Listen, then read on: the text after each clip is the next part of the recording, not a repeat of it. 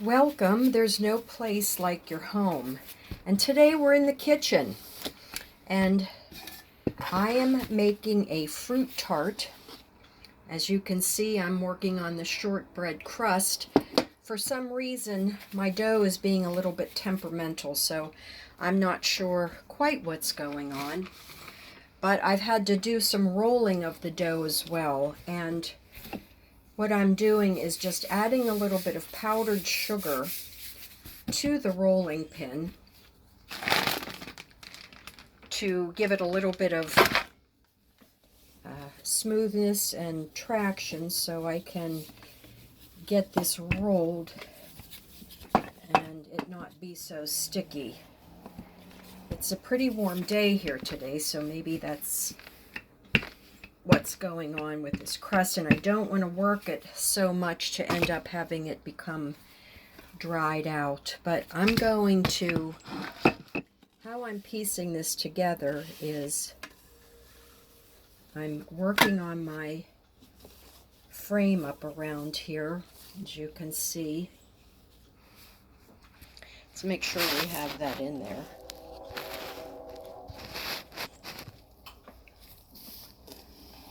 Yeah, okay.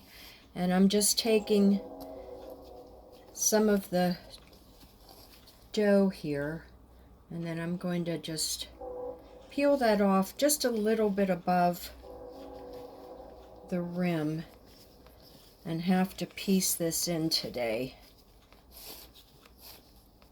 As I said, sometimes your doughs can be pretty temperamental, and you've got to be careful with not overworking them, or they will just really lose their nice, flavorful, flaky, multi-layered, look that they are. So you want a nice, flaky crust on your tart. And this is a very simple recipe that I've used. It just calls for flour, powdered sugar, and the butter. That's what's holding this together and giving it the richness that you'll taste with your fruit tart. So again, this will be some work here, really just kind of patching it all together, but it still has enough nice texture to it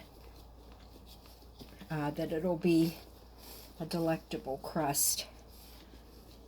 And then another thing I worked on today here in the kitchen, I'm going to show you. I made one of my new flavored quiches that seemed to be pretty popular, and I'm going to come back to this. What I'm going to do is to take the rest of the dough,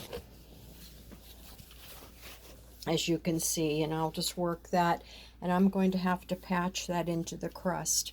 And again, I use powdered sugar, not flour, on my rolling pin. That way it will also give it a little bit of sweetness and not add any more flour that could possibly dry the crust. And then we had a request for the spinach sausage quiche, which half of it's gone already. But I take ground sausage, and it's a pound, and I use about a half of a pound. I sauteed the mushrooms. I got some organic baby spinach and mixed that in as well with my eggs, and half and half my cream, a little bit of salt and pepper, and the secret ingredient for a delectable quiche is nutmeg. And then you see I've got my crust came out, my pie crust came out beautifully. So another day in the life of There's No Place Like Your Home, whether it's your kitchen, whether it's your outdoors, any which way to give yourself a quality life, save your money, enrich your family's life, and those lives of the people that you touch. Thank you so much. Have a blessed Easter, Passover, and we'll see you soon.